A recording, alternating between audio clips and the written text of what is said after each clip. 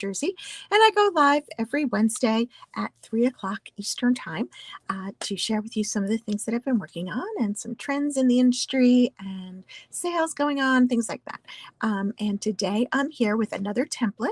If you recall, I've been going through all the templates that can be found on page 22 of the 2024-2025 annual catalog, and we're up to number 8. And so I've got a little project for you. So let's go ahead and take a look. All right. So this is the card that I made, and it doesn't look very clear. What's going on here? Here we go. My camera is it was clear a minute ago. There we go. It's a little bit better. And that is using template number 8. Okay, so this template, number 8, is, let me show you page 22 of the catalog. At the very bottom of the page, I'm going across. So this is template number 8. We're almost done with that top row.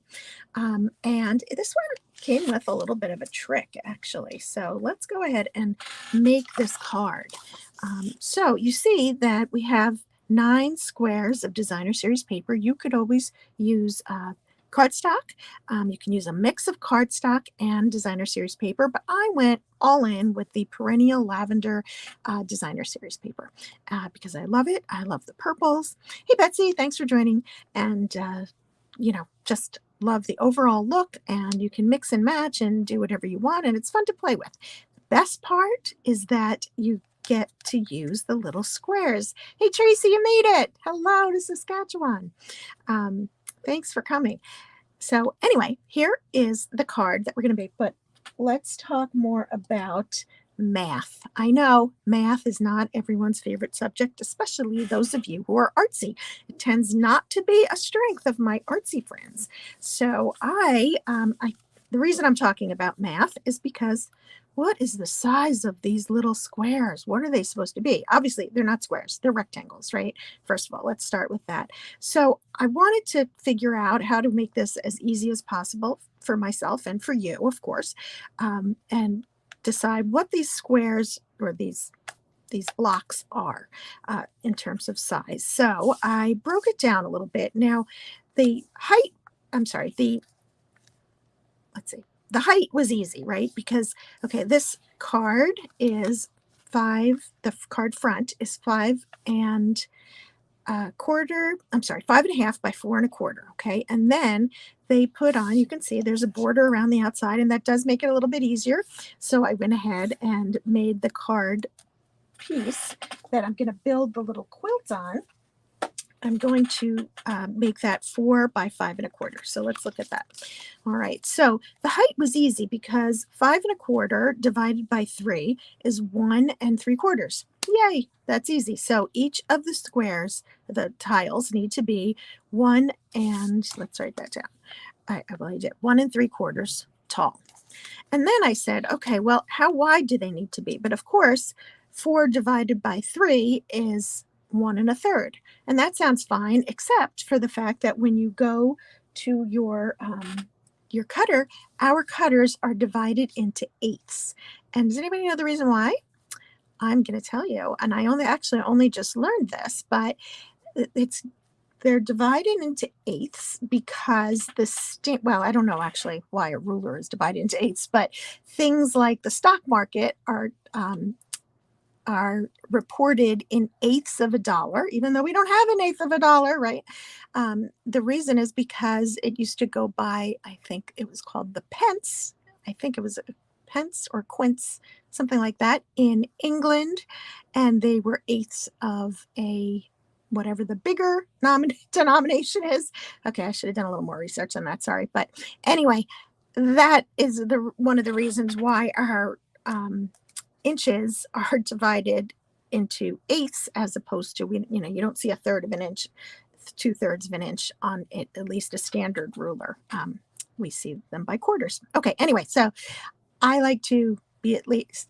I don't mind. I prefer it going by quarters, but it's still okay if it's by eighths. But anything other than that, it's very hard to measure consistently.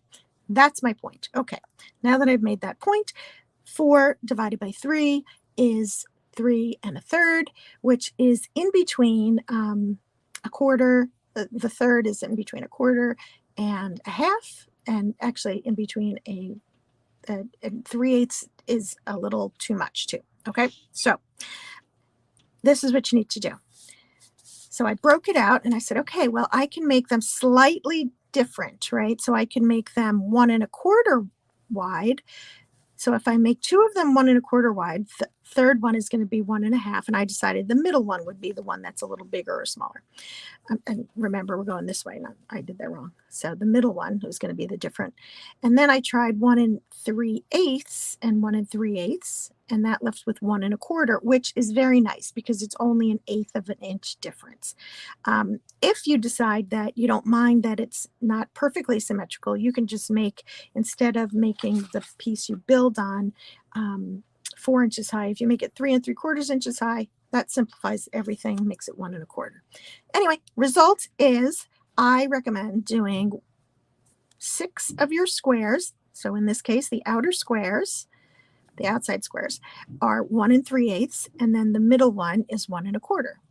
So I went ahead and did that, and I built my card, and lo and behold, even that was a little bit off on my card. So I'm going to show you how we're going to fix this. You see how this one's like a little skinnier than these two? And I mean, it is skinnier, but it just does not look right, in my opinion. We're going to fix that with the card that we make. Phew, that was a lot of nothing, right? So here we go. So here I have pre-cut for us our pieces of Designer Series paper. Again, this is the Perennial Lavender, and these 3 pieces are, let's see, I'm not sure this is the right order they're going to go in, but we're just going to go with it. These are each 1 3/4 tall and 1 3/8 wide. This set also same size, and I'm gonna just, this is not really what I wanted to do, but whatever. I had them arranged and then somehow I still picked them up wrong. And then these, you can see, are a little bit thinner. I'll show you with one of these. You see that this is a little bit thinner than the other. It's just that 1/8 of an inch, but oops, sorry, just the 1/8 of an inch, but it fits in the middle. Okay, and there you go, and it fits right on the card. But we're going to make it even simpler than that if you wanted to, and I suggest that you do after having done this. You can make them all 1 3/8 of an inch wide and 1 3/4 of an inch tall, and it's just going to be about the way you put them down. So I'm taking my adhesive and I'm just making 3 stripes on my card. You can do them individually. You can do them with wet glue, which might make it a little bit easier, but the point is we're going to put these on. We're going to lay them right at the edge, and I'm going to work on the outside only. So remember I said that the outside ones are going to be the widest, the wider ones. So here we go. I'm just going to lay them down, and I took my glasses off. I'm going to have to go get them. Where are they? Right here. So here they are. Okay, so I've got 1 row down. That looks beautiful. I'm going to take the 2nd row, and I'm going to do this upside down just so that I can see where the corner is. Okay, I'm going to put that in the corner. So as much as I love templates, I really hate having to figure out exactly what the measurements are. I need somebody to make me templates and tell me exactly what the measurements should be for every single piece that goes on the card. And so since that's what I want, that is what I'm doing for you for all these templates. So if you're interested, you can always go and look back at my other videos. And you see how even though I did them right to the size that I said, this still is hanging off. And some of that is because at least my cutter is not as precise as I would like it to be. I mean, it's pretty good, but evidently not good enough. So anyway, remember when I said the trick is make them all 3/8 of an inch wide? What you want to do is put the outside ones down and then put the inside ones on. Now, in this case, look at that. It fits perfectly. Terrific. But if it didn't, all you would have to do is overlap a little bit. Like this one, I think I may have put that first one on a little bit crooked. So I'm just going to straighten it out like that. Whoops. And then the last one down here, and you can see now if I was thinking a little bit better and not trying to, and if I had followed my instructions that I had laid down for myself, I would have done these a little bit differently and put the squares down a little bit differently. But anyway, you kind of get the idea, which is what I'm trying to show you here. And then we're just going to trim the bottom edge with some snips, which have disappeared, and you would cut that off. And then we're just going to assemble our card. So for the assembly, I just took some Highland Heather cardstock, and as I mentioned, the card front, so the full-size card is 8.5 by 5.5, leaving the 4 1/4 and 5.5 front. We're going to go ahead and mount this on the front. Pretend I cut that off because that's what I would normally do. Now you can go crazy and you can wrap this with twine if you wanted to before you put it down. Oops, I did do mine vertically. You'll see that all of my squares I tried to cut so that they were vertical because I knew I wanted my card to be vertical. But there we go. And then we're just going to make our little label. I'm going to definitely need my scissors for this, so give me 1 second. Oh. Nope. We're going to use some other scissors we used to have. So this is what I was talking about. What I would do is trim this little piece off so we don't have to worry about that anymore. Now I probably did it too much. But anyway, the idea, there it is, trimmed. But we're going to go ahead and stamp on here. Now I'm using Gorgeous Grape because it is one of the colors that goes with this. Hey, Dawn, how are you? Nice to see you. And I'm going to use an old stamp set. Not old, but it's still in the catalog. This is our Sentimental Park. It does have a punch that goes with it that punches out the flowers, which is always fun. But I love the font on this, the little Let's Celebrate, and that's what we're going to use. So I'm going to stamp Let's Celebrate.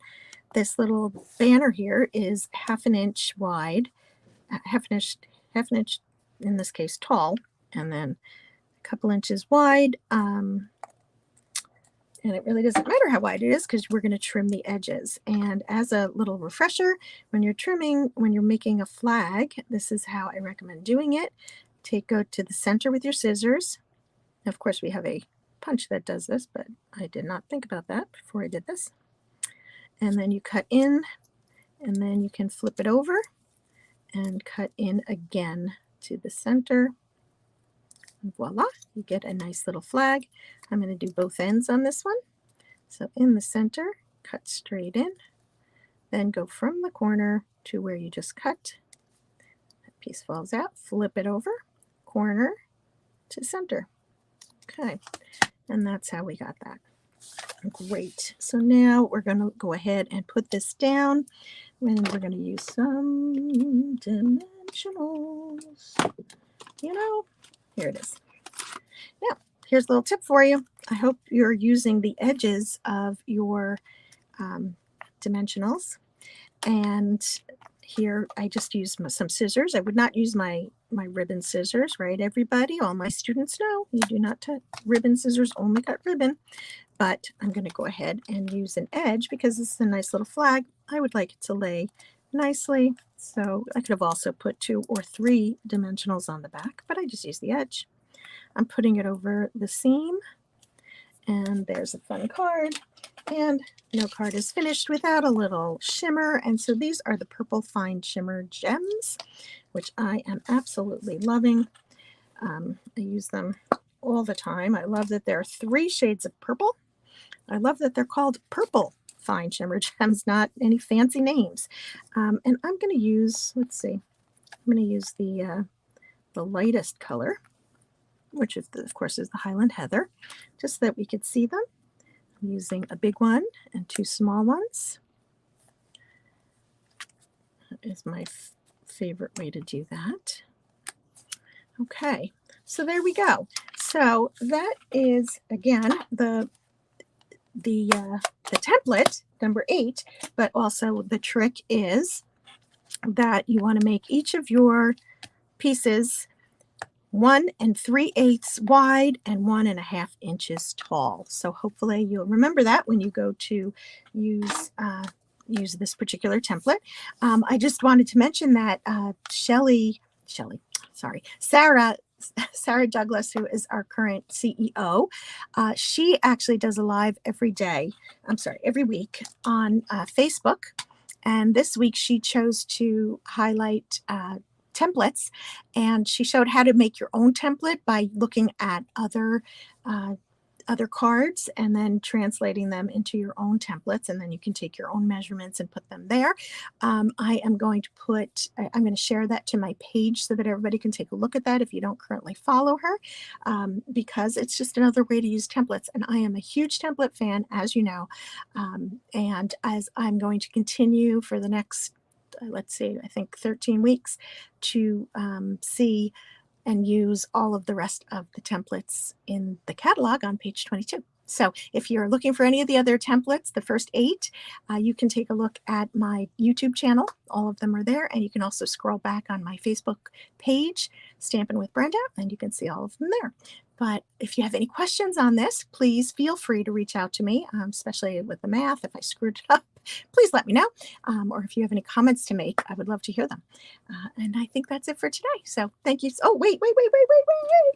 One more. I wanted to show you just an alternative that could be done. This card, let's see if I can hold this right. This is another way to use squares now, or scraps of paper, and it's kind of the same idea as the grid that we just made, except that it uses 1-inch squares. First of all, it uses more of them, right? And it allows for white space, and that white space allows you places where you can stamp. So you could easily leave out a block or 2 from the template that we just made, that we just used, and just stamp in there, right? So that is just another idea of how to adapt your template to something that is a little more useful. Okay, now that I've said that, that's it for today, and we will see you the next time. Thanks so much for joining. Bye now.